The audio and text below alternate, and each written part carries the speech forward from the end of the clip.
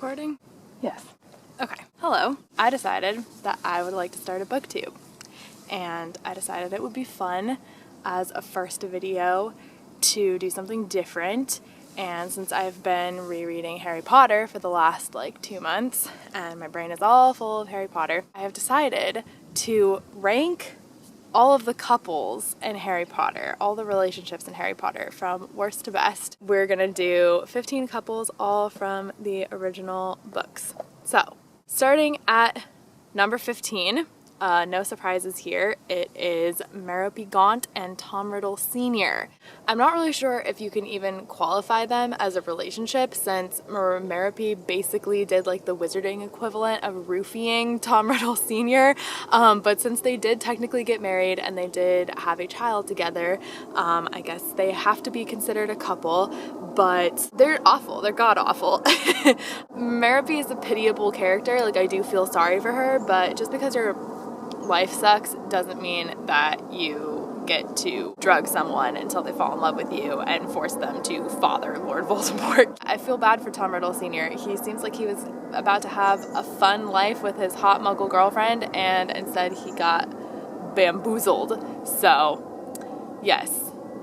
Bad, all bad. Number 14 on the list is Percy Weasley and Penelope Clearwater. They're not super important, but I just mentioned them because I'm pretty sure it's the only time that Percy bends the rules for anybody, and I'm sure it did him a world of good. I'm so happy for him that he finally found something more important than his prefect duties. God bless. If you want to go off and kiss your girlfriend after hours, more power to you. But clearly she wasn't a big enough part in his life to prevent him from turning into the world's biggest git in book 5, so we're gonna leave them at a cool 14. Next, number 13. Here is where things get controversial, probably. My number 13 spot is Tonks and Lupin.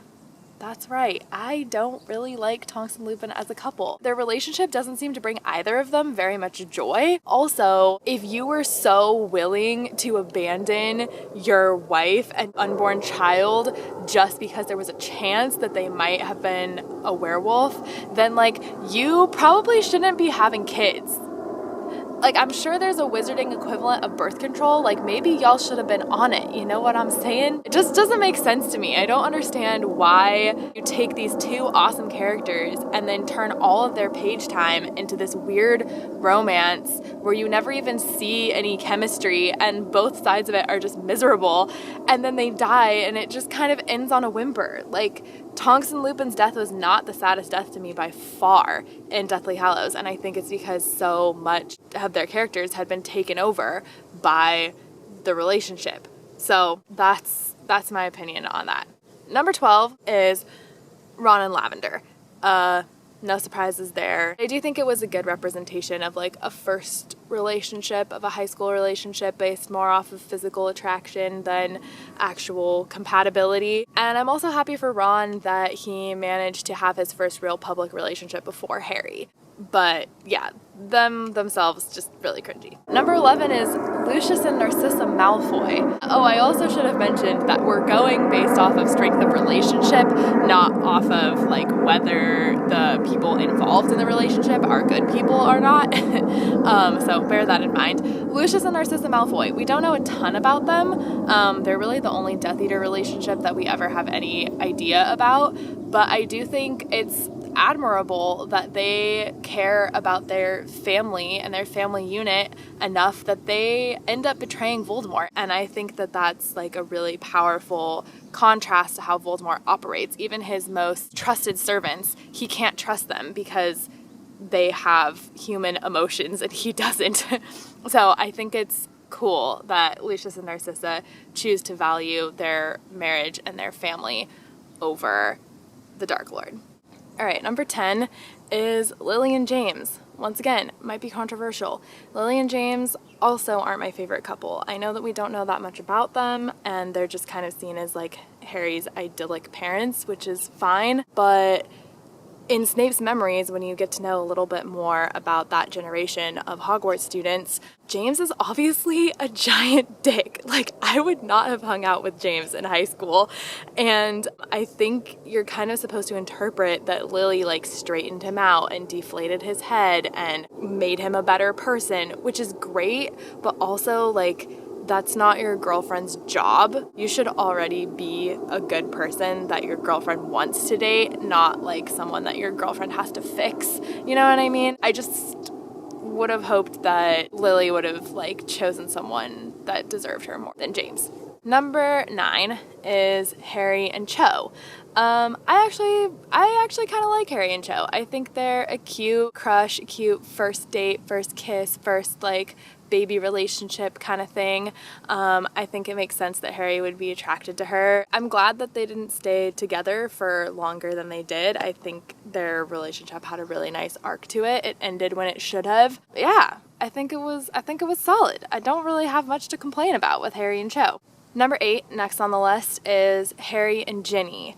I'm not the hugest fan of Harry and Ginny. I don't completely hate them because I do think that their personalities are really compatible together, but I'm not a fan of how much the relationship just came completely out of left field. Even during Order of the Phoenix, Harry has Ginny completely on the same level as Neville and Luna. And then all of a sudden in Half-Blood Prince, he's madly in love with her.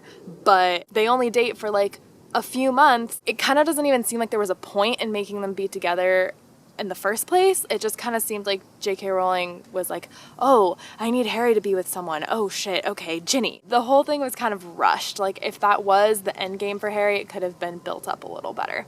Number 7 is Cedric and Cho. I think Cedric and Cho are a really sweet couple. I get really big like prom king and queen vibes from them. And I think it's sweet that they weren't together for all that long, but she was the person that Cedric had to save from the bottom of the lake. Like, they obviously cared about each other a lot. And then it's even more tragic that Cedric dies, but then that also makes Cho's character a lot more complex than I think anyone was really counting on it being, because she has to deal with everything that Hermione says in like her little teaspoon rant, you know, the one I'm talking about. I think that speaks to like a solid relationship that I'm really sad never got to pan out.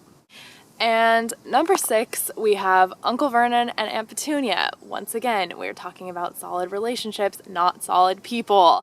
I think that Aunt Petunia and Uncle Vernon have a very strong marriage. For how much Harry tests their marriage, they stick together through thick and thin. I'm sure that the prospect of taking in Harry would have been a deal breaker to like any of the other men that Petunia might have dated, but Vernon does it because he loves his wife. Also, given how aggressive and like generally shitty of a person Uncle Vernon is, you kind of expect him to be the kind of man who would just like steamroll over his wife, like be maybe like emotionally abusive, not take her feelings into account. But Uncle Vernon completely takes Aunt Petunia into account. They really support each other. They back each other up on their parenting decisions. And I mean, for how abusive they are towards Harry, they really seem to have a strong marriage. So yeah, go Uncle Vernon and Petunia. Number 5 on the list is Ron and Hermione. I guess they're kind of the great debate of the fandom, whether you like them as a couple or not. I personally do like them, mainly because of how their relationship builds throughout the books. I think like the slow arc of their relationship is one of my favorite parts about the books. I don't, however, think that they should have stayed together forever. I think it would have made more sense that they had broken up after a few years, just because they would have gotten on each other's nerves. But I just think it's really masterful how J.K. Rowling was able to intertwine Ron's jealousy of Harry with his attraction to Hermione, and how those two aspects of his personality are like at war with each other for basically the entire series. And I think that it comes to a head really nicely in Deathly Hallows when he stabs the Horcrux, and I'm just really happy for them. So yeah, I do like them, but I definitely don't think that they should have stayed together forever. Number 4 is Hermione and Krum. I actually really like Hermione and Krum. I think they're freaking adorable. They actually have a lot of things in common. Like, they're both really smart. Obviously, Krum was chosen as the champion for Durmstrang, and they're both either famous or surrounded by fame. Like, Krum is a famous Quidditch player and Hermione is one of Harry's best friends. So they're both like orbiting fame, but they both don't care about fame. Neither of them want anything to do with it. They don't care about appearances, and they would rather spend their time in the library getting smart. And I just think it's really cute that he asked her to the Yule Ball and Hermione like finally got to stunt on some people. I'm happy that they were like little pen pals for a while. I just really like their relationship. I think it was really cute, and I understand why it couldn't go anywhere, but I'm kind of bummed that it didn't. So yeah, I like me some Hermione and Krum.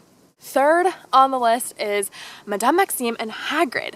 I really like them and no one ever talks about them. I think people always forget that they were a thing, but I really like them. Yes, it starts out with Madame Maxime basically just like using Hagrid to get information about the Triwizard Tournament, but clearly by the time we make it to the Yule Ball, their feelings for each other have developed a lot, and Hagrid ends up calling her on some really like tricky shit. He winds up challenging her about running away from her giant heritage, and he does it in such a like endearingly Hagrid way that she can't really like she gets all huffy and she storms off, but by the end of Goblet of Fire, she's come around because she agrees to go with Hagrid on this super dangerous mission for Dumbledore. And I think they must have really had to rely on each other and support each other while they were trying to win the Giants over to Dumbledore's side. And then at Dumbledore's funeral, she comes to the funeral and immediately she's like off and like crying on Hagrid.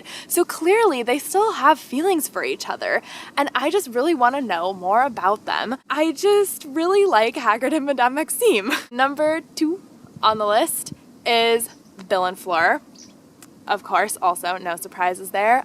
They're great. Fleur definitely gets counted out in Goblet of Fire, even though she's shown to be a good witch, like a talented witch. She was chosen as the Beauxbaton champion. Then later, when she starts dating Bill, every single female Weasley like hates her, and even though she's in kind of a hostile environment, she still stays with the Weasleys, helps out at the Burrow, helps out with the Order. She agrees to get married in England instead of going back to France, and her family proves to be just as lovely as her. Fleur's just great. Of course, the scene after Bill gets attacked, like that was, I think, one of the more touching scenes in the whole series. And then in Deathly Hallows, the life that her and Bill make with each other gives a amount of peace and healing to Harry, Ron, and Hermione during one of the saddest parts of the book.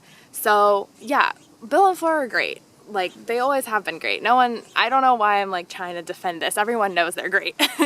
And on that topic, the last couple, number 1, the best couple in Harry Potter is Mr. and Mrs. Weasley.